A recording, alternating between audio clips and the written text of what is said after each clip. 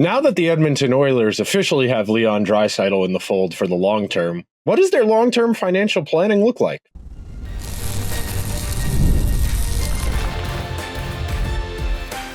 You are Locked On Oilers, your daily podcast on the Edmonton Oilers, part of the Locked On Podcast Network, your team every day.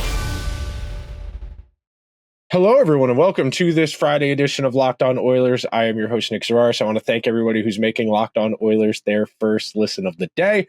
Locked On Oilers, a part of the Locked On Podcast Network, your team every day.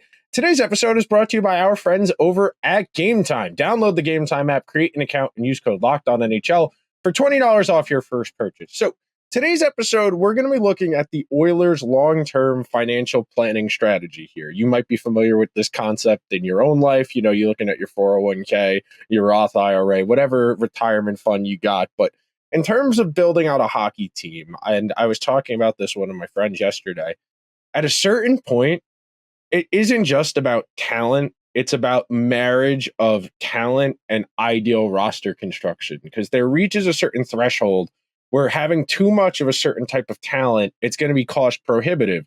So you need to reorient the way you build out your team. So we're going to break today's episode down. We've got our traditional 3 segments, but each segment is going to be about one of the next 3 seasons in terms of the roster, the construction, and the financing. So the first segment, we're going to start with this upcoming season.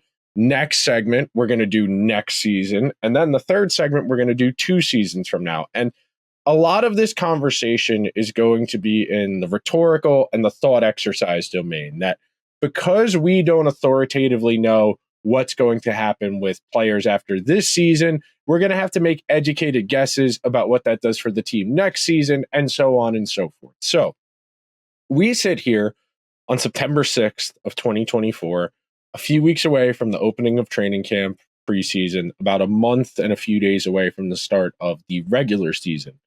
The Edmonton Oilers have already had quite a bit of roster turnover. They've had multiple players from last year's Stanley Cup final team leave. They've had 2 players offer sheeted, first successful offer sheets in a couple of years. I want to say 4 years with this was the Kotkaniemi offer sheet from Carolina.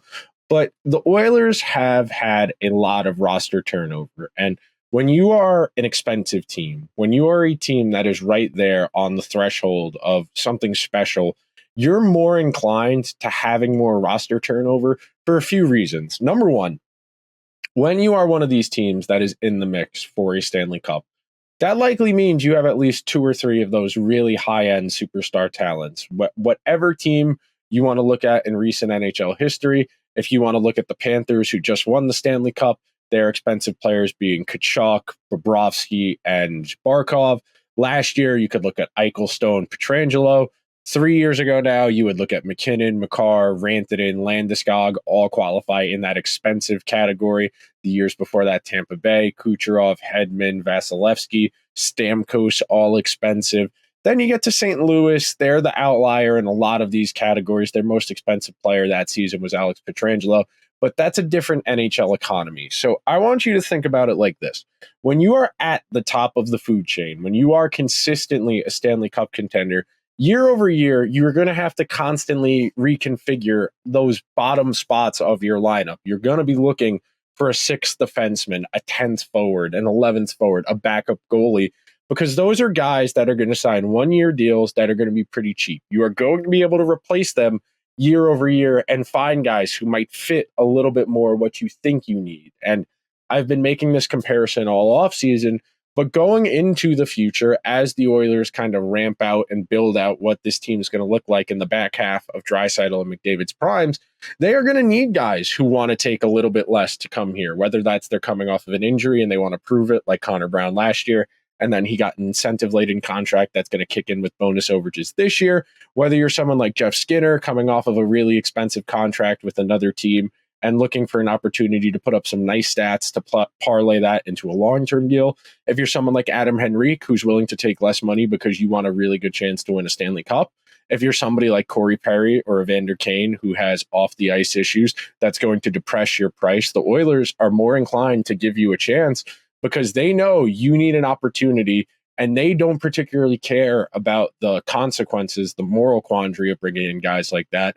because they know if they win a Stanley Cup, no one is going to care, which that's an indictment of culture. But at the end of the day, it is how the Oilers operated under Ken Holland, and it might be how the Oilers choose to operate going forward. So I'm going to click over to my notes here, and I'm going to read you the fact of the matter.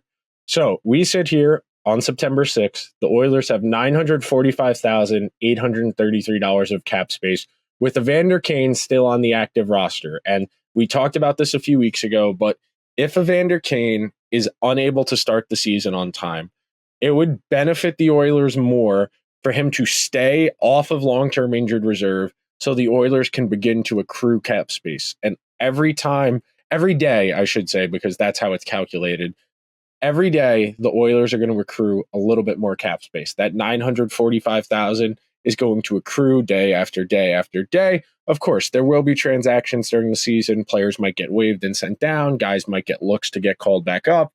But at the outset, the Oilers' plan, as far as this season, is very straightforward. They are going to try and accrue as much cap space as they possibly can. That way, come trade deadline day, they're going to have more money to spend because that salary of the player they acquire is going to be prorated over the second half of the season. So with that in mind, the NHL trade deadline is March 6th. With 13 forwards, which includes Evander Kane, the Oilers are paying those 13 forwards a combined $52,250,000. The 7 defensemen the Oilers have rostered right now, that's $24,637,500, and then the 2 goalies, $3.6 million flat. The weak points on this team are straightforward. The second and third pair on the right defense are not very proven. That doesn't mean they can't be good. I wouldn't be surprised if Ty Emberson was solid in a third pair role and real run, playing with somebody like Brett Kulak on a good team where he's going to have opportunities to minimize his risk and not have to do too much. And same thing with Troy Stecher, where I worry a bit about Troy Stecher being tasked to be the responsible one on a pair with Darnell Nurse. But when Troy Stecher's been healthy, he's been a solid NHL defenseman. But those are undisputably the weak points of the team. You could point at the need for guys like Derek Ryan and Corey Perry. You hope that Connor Brown, 2 years removed from surgery, has a little bit more of that spring in his step we saw in the postseason as opposed to how rough he was in the regular season. But the Oilers are hyper leveraged for this particular season. This is the last year you will have the Oilers with Draisaitl at $8.5 million, McDavid at $12.5 million, and Evan Bouchard at $3.9 million. This is the last time you will ever have those 3 guys this cheap. Again, period. We all assume the salary cap is going to start to make real jumps year over year. It could be 5%. It could be as much as 10% if the NHL has a good revenue season. But conservatively, you should be planning for low-end returns. You should be forecasting in your planning, if you are responsible, that we're going to go from 88.5, where we are this upcoming season, to 92, 93, then maybe 97, 98, and then 3 years from now, you get all the way up to over 100 million. That is conservative. There is a world where it's more than that, where we go from 88 to maybe 94 or 95. And then maybe 2 years from now, it's 100 million. And that new McDavid contract, it's 15 million against 100 million cap, as opposed to a 15 million against a 97 million cap. And that opens up more opportunities. But that said, as anybody who financially plans in their day-to-day life, who manages a budget of their personal expenses knows, you should always forecast to have less money. You should always expect that something can go wrong. You need to have that room for error. You need to be liquid. That's one of the issues the Oilers had this summer. It's why they had 2 players get poached on an offer sheet. They were not liquid. They did not have the cap space to be able to make those moves, to be able to find a way to facilitate keeping cheap young talent that had room for growth. Instead, the Oilers got ran up on. They were not prepared, and they lost 2 players who they were banking on being parts of this team going forward that were cost-controlled and young with room to grow. We're going to take a quick break. We're going to come back, and we're going to start getting into the weeds of planning this out long-term, what the Oilers are going to need next summer, the summer after that, and a whole lot more. So be sure to stick around to this edition of Locked On Oilers, where we've got your team covered every day.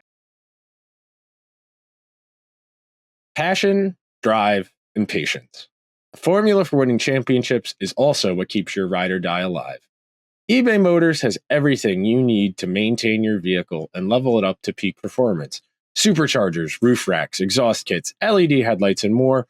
Whether you're into speed, power, or style, eBay Motors has you covered. With over 122 million parts for your number one ride or die, you'll always find exactly what you're looking for. And with eBay Guaranteed Fit, your part is guaranteed to fit your ride every time or your money back. Because with eBay Motors, you're burning rubber, not cash. With all the parts you need at the prices you want, it's easy to make your car the MVP and bring home huge wins. Keep your ride or die alive at ebaymotors.com. Eligible items only, exclusions apply. eBay Guaranteed Fit is only available for U.S. customers. Thank you for making Locked On Oilers your first listen of the day. For your second listen, enjoy the Locked On NHL podcast. Locked On NHL provides you with the national perspective on all things NHL each and every day, with national experts and local insights on every team in the league. Available on YouTube or wherever you get your podcast, part of the Locked On Podcast Network, your team every day. Shameless plug, Hunter Hodes and I ranked the top 10 centers in the NHL yesterday. Leon, Connor, both prominently discussed two of the best we've seen, two of the best in the game today, two of the best we've ever seen, period. Moving along and talking about the Oilers' long-term planning. So I don't want to say this because it feels pessimistic, but I do think it's important that you should build your team and manage your team's vision into the future with the mindset of, we did not win this previous season. And a good general manager is keeping this in mind. They are making decisions this year based on next year and the year after that and into the future.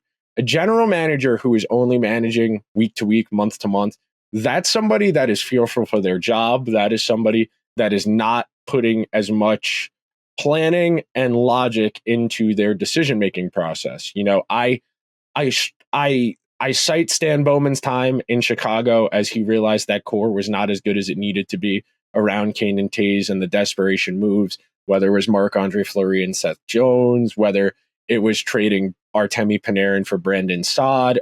You can go down the list there. You can look at the way Chris Drury has managed the Rangers since assuming that role, where instead of focusing on maintaining a long-term window, he instantly took on a lot of leverage. He brought in Barclay Goodrow and Ryan Reeves and Sammy Blais and Patrick Nemeth. And then we're 3 years removed from that, and none of those guys are on the team anymore. And all of those guys cost assets or have money retained against the cap, or were bought out or cost assets to make go away. He put money in on Vincent Trocheck. He extended Mika Zibanejad. At this point, the Rangers are a lower end version of where the Oilers are at, where they are insanely leveraged for the right now. The Rangers face a similar sliding doors moment this upcoming summer, where Igor Shesterkin is going to go from $6.5 million to probably $12.5 million as the highest paid goalie in the NHL.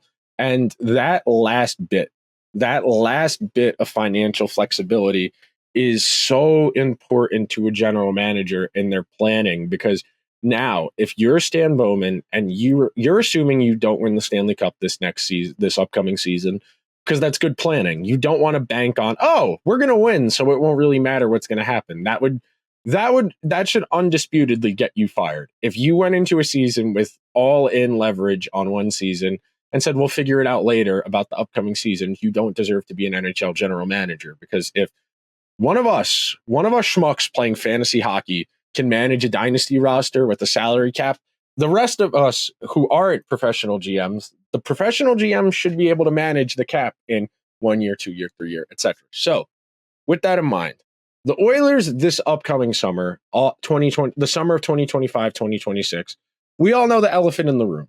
Connor McDavid will become eligible for an extension that will not kick in for the following season. McDavid's summer next year is going to be like Draisaitl's summer this year.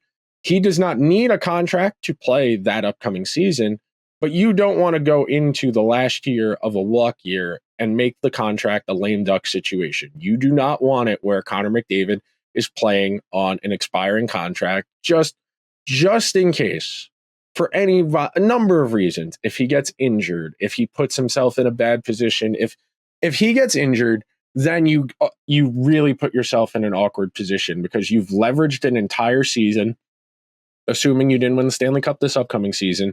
And so next year it's, It's Connor's walk year. Last year of McDavid being not reasonably priced, but being at $12.5 million as opposed to $15 or $16 million. And you can't afford to lose whole years if you're not prepared for it. And the Oilers, you're never going to be able to replace Connor McDavid. So don't take my comments as me saying, oh, well, if McDavid gets hurt, they're screwed. Of course, McDavid's one of the best players to ever play the game of hockey. That's not just like right now. That's not just for the Oilers.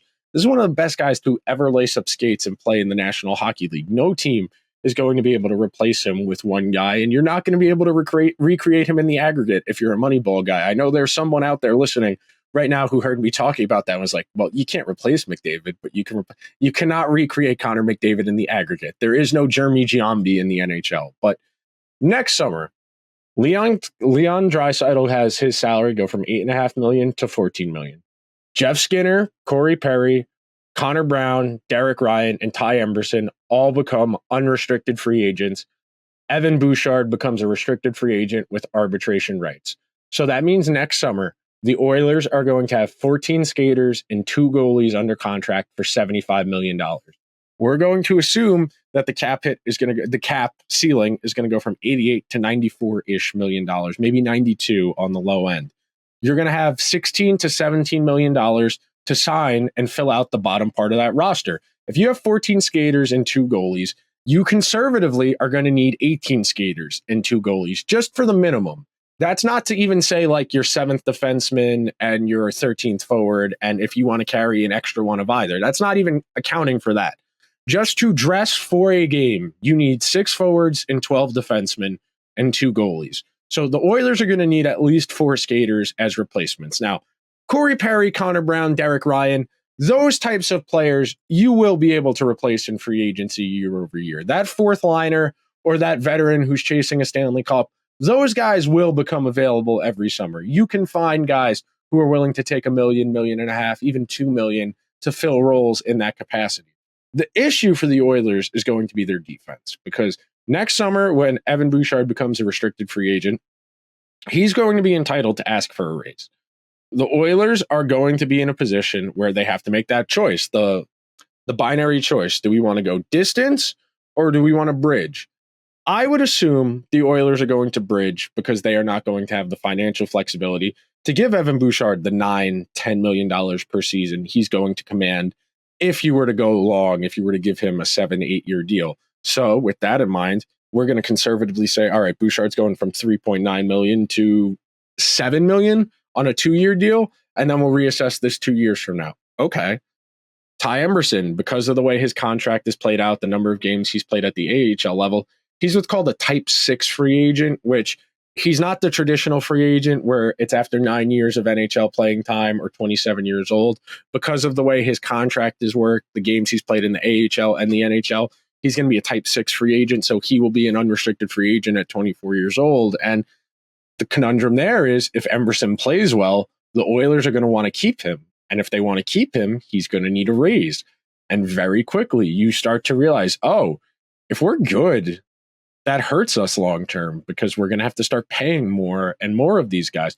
And that's not to include guys like Jeff Skinner, who are going to play important roles on this team, who are going to be in top 6 second power play roles. And you're probably not going to be able to convince Jeff Skinner to stay unless something drastic happens. If he has a career year and you have financial flexibility, yeah, you might find a way to make it work for another 1 or a 2 year deal.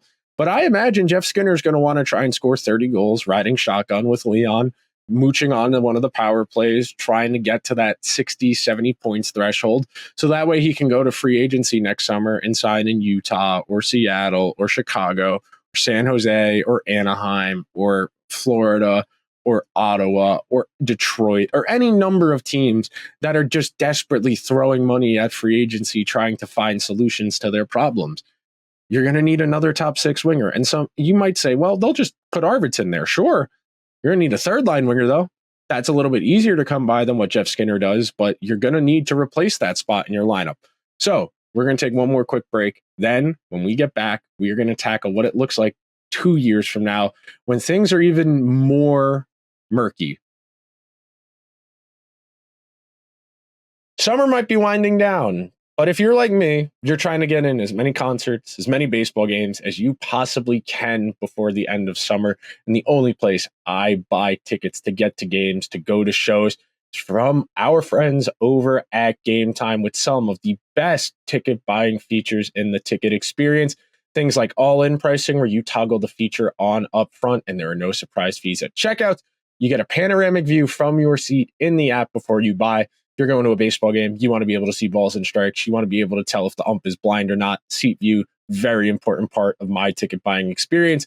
The lowest price guarantee, or Gametime will credit you 110% of the difference. And Gametime ticket coverage, where your purchase is covered with the most flexible customer service policy in the ticketing industry. Take the guesswork out of buying tickets with Gametime. Download the Gametime app, create an account, and use code LOCKEDONNHL for $20 off your first purchase. Terms apply. Again, create an account and redeem code LOCKEDONNHL for $20 off. Download Gametime today. What time is it? Game time.